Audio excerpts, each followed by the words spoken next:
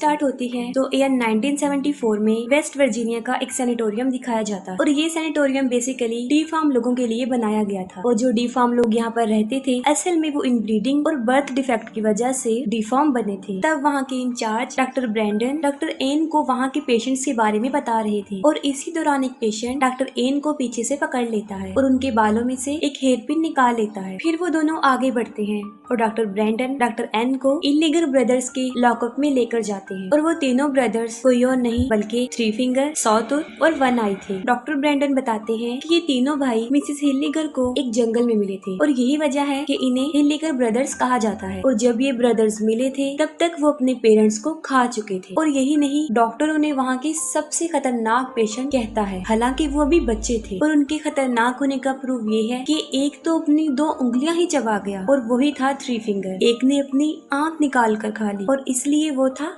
One आई। और तीसरा जो अपने दांतों को दीवारों के साथ रगड़ता रहता था और इसीलिए वो सॉटूथ था और उसने तो बहुत सारे पेशेंट्स को काट कर बुरी तरह जख्मी भी कर दिया था। ये सब बातें सुनकर डॉक्टर एन पूछते हैं कि ये तीनों इतनी सारी पेन को कैसे बेयर कर लेते हैं। इस पर डॉक्टर ब्रैंडन उन्हें बताते हैं कि इनको तो तकलीफ महसूस ही नहीं होती। इसके बाद वो लोग आगे बढ़ते हैं और जिस पेशेंट ने डॉक्टर एन की पिन निकाली थी वो उस पिन के जरिए लॉक खोलने लग गया था, लेकिन वो ऐसा नहीं करता क्योंकि वो इतना इंटेलिजेंट नहीं था। और वो तीनों भाई उसे देख लेते हैं और उससे वो पिन मांगते हैं जिस पर वो पिन उनकी तरफ फेंकता है और उन ब्रदर्स में सबसे ज्यादा इंटेलिजेंट यानी थ्री फिंगर लॉक को खोल लेता है और वो चुपके से तीनों भाई बाहर आ जाते हैं और सिक्योरिटी गार्ड को मार देते हैं और फिर कंट्रोल रूम में जाकर सारे सेल्स को खोल देते हैं और इसके बाद से ही वो जगह पूरी तरह मेंटल असाइलम बन जाती है। वो तीनों डॉक्टर एन को पकड़ लेते हैं और उसे इलेक्ट्रिक शॉक्स देते हैं और तब तक ऐसा करते हैं जब तक कि उसका दिमाग पूरी तरह पक ना जाए।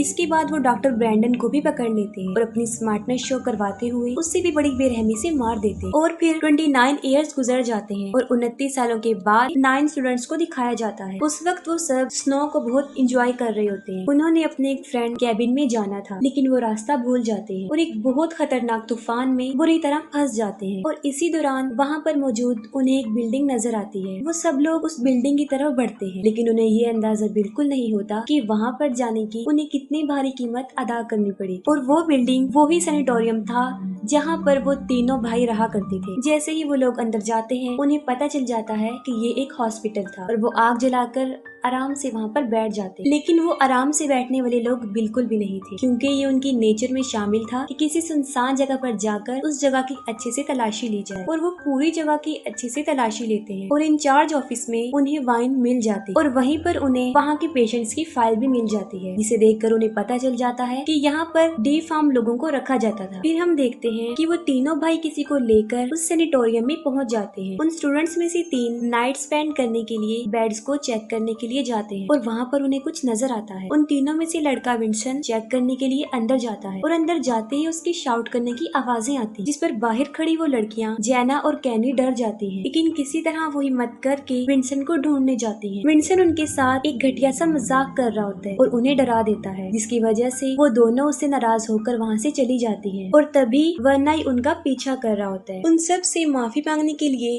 विंसन अकेला ही जनरेटर ढूंढने चला जाता है और उसे जनरेटर मिल भी जाता है और फिर वो उसे ऑन कर देता है। अब क्योंकि वो सब अमेरिकन स्टूडेंट्स थे और किसी सुनसान जगह पर उनका दूसरा रूल ये होता है कि जब लाइट आ जाए तो पार्टी करें और वो बिल्कुल ऐसा ही करते हैं और पूरे हॉस्पिटल में हलचल मचा देते हैं। लेकिन इस दौरान उन्हें ये पता नहीं होता कि कोई उन पर नजर रख रहा। पार्टी करते करते वो लोग एक ऐसी जगह पर पहुंच जाते हैं जहां उन्हें एक फिल्म रील मिलती है। डैनियल उसे एक प्रोजेक्टर में डालकर उसे प्ले कर देता है। उस फिल्म में दिखाया जा रहा था कि उन हिल्लिगर ब्रदर्स पर सबसे ज्यादा एक्सट्रीम टेस्ट किए जा रहे थे।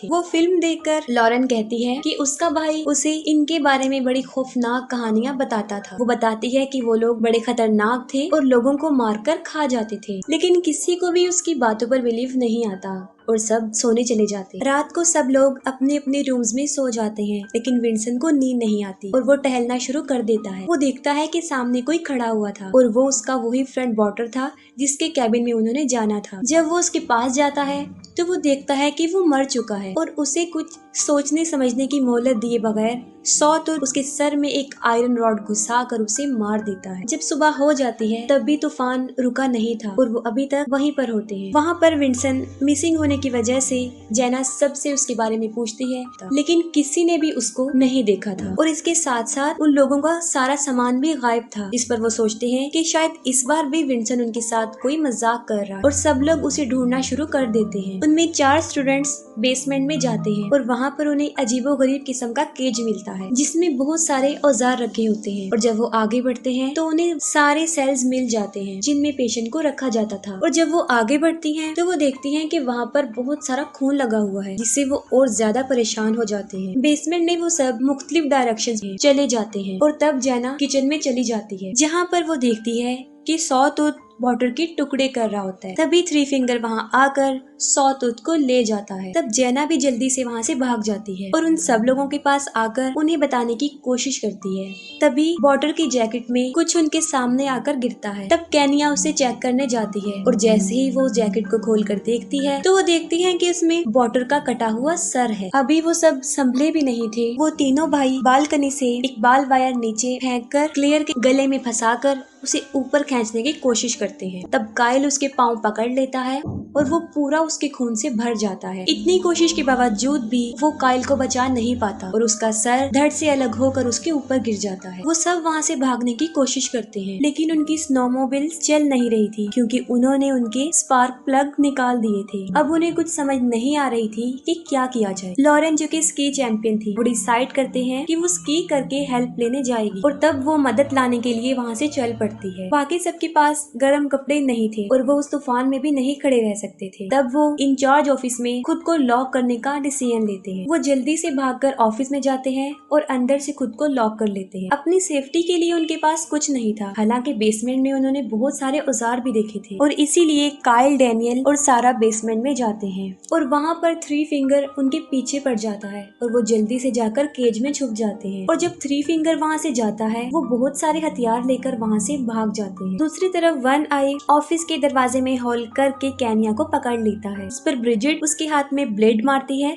और वो केनिया को छोड़ देता है और वो सब बेसमेंट में से भाग रहे होते हैं और सबसे पीछे डैनियल होता है। तभी सॉटूथ डैनियल को पकड़ लेता है और उसे किचन में ले जाकर बांध देता है। काइल और सारा जब ऑफिस में पहुंचती हैं तब वो देखती हैं कि उनके पीछे डैनियल नहीं था, जबकि वो तीनों ब्रदर्स डैनियल को जिंदा ही काट रहे होते हैं जिसकी चीखें वो सब सुन सकते थे। और लास्ट में बहुत सारी बहस के बाद वो उसे बचाने जाते हैं।